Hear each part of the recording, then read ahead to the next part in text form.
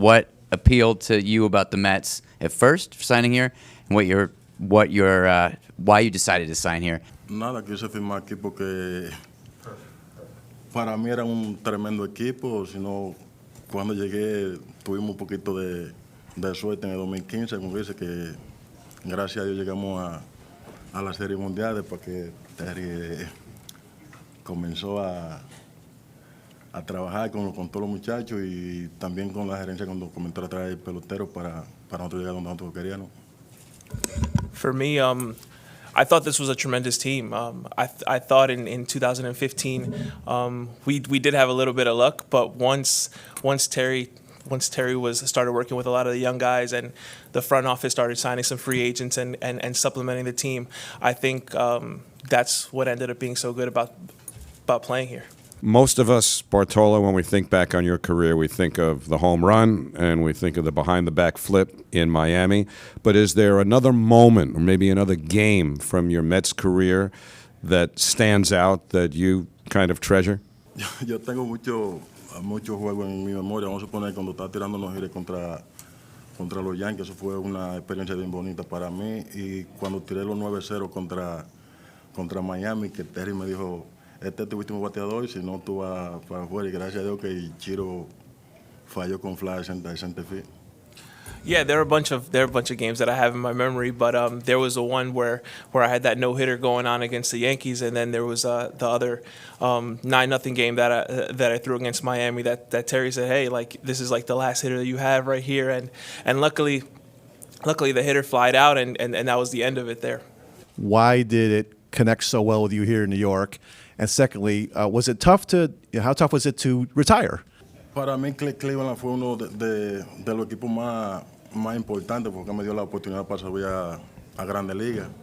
Si hubiera sido por mi padre y mi familia, querían que me retirara con Cleveland. Con Anaheim tuve buena temporada, pero entonces cuando llegué aquí a los Mets, la fanaticada creo que para mí me dieron mi mayor apoyo y para mí fue lo mejor que pasé aquí. For me, yeah, I'm grateful for the Cleveland organization because they were the ones that gave me that opportunity and that start of my career. If it was up to my parents and the rest of my family, they probably would have wanted me to retire there in Cleveland. Yeah, and I also had good years in Anaheim, but once I was done there, this was the fan base that accepted me the most and that supported me the most. So that's why I felt really comfortable here. When you joined the Mets, you did not throw 95 to 100 miles an hour, yet you still pitched like 200 innings in your 3 years here. I just want to know, what adjustments did you make when you joined the Mets? Because obviously you were not throwing hard like you used to. Yo comencé, ¿cómo te puedo decir? Tengo que agradecer un poco a Gremado que me dio un consejo en el 96 para tirar 2 costuras, pero no me gustaba, como dice. Cuando tiré los 9-0 en Anaheim en el 2002, ahí comencé a tirar 2 costuras. Entonces lo que hice fue que comencé a quitarle mucho a la bola. No me importaba tirar de que ya 95, 96, 97, sino quería poner la bola donde yo quería, 88, 90, que eso era lo más importante para mí. De ahí para acá fue que yo comencé a sacar más agua. Yeah, so I have to give credit.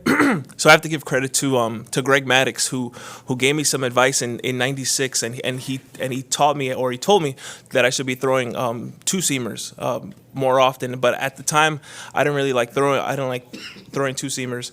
But then that 9-0 game that I was telling you about, I started kind of implementing it a little bit more there. And as I grew as a pitcher, I started to implement the command as over the actual stuff, the velocity. So I think that's what ended up helping me when I was here. You've mentioned your relationship with fans here. You were only here a couple seasons. Why do you think you were able to connect so well with Mets fans? Como te digo, cuando yo iba a home play, como que dice, que se me caía el coco. Que ahí fue que le dije al club y que me lo hiciera un chin más grande, porque ya por ahí los fanáticos les gustaba cuando se me caía el caco, como me ponchaba mucho y mucho swing en blanco. Cada vez comenzaban a reírse mucho de mí, ahí fue que vi que la fanaticada de los Mets, para mí, son lo más importante, no lo más importante de todo, sino lo que me daba más alegría. So for me, it was when I would start when I would come up to home plate and I would hit, and sometimes my helmet would fall off. So I told the clubby to make it a little bigger, just because I knew that the fans would get a good reaction out of it, and I think that's what made them so special. It's not that they're the most important to me, but they're the ones that did give me a good amount of happiness. Bartolo, where did the nickname Big Sexy come from? Who gave that to you? No, al síndico fue que me puso el Big Sexy, que... O sea, llegué un día al clubhouse y encontré esta camiseta que dice que Big Sexy. Digo yo, ¿quién me pondría eso? Ya me están diciendo como gordo, como digo yo. Y después vino y me abrazó y me dijo, no, eso es algo para ti. Por ahí me pusieron Big Sexy, me quedé ahí, me gustó. So Noah Syndergaard was the one who gave me the nickname Big Sexy. There was one day I come into the clubhouse and there's a T-shirt that says Big Sexy, and I look at it and I'm like, who put this on my shirt? I thought, it looks like they're calling me, I think they're calling me fat. And then Syndergaard came up to me and was like, no, that's a good thing. And so yeah, the nickname stuck and I ended up liking it.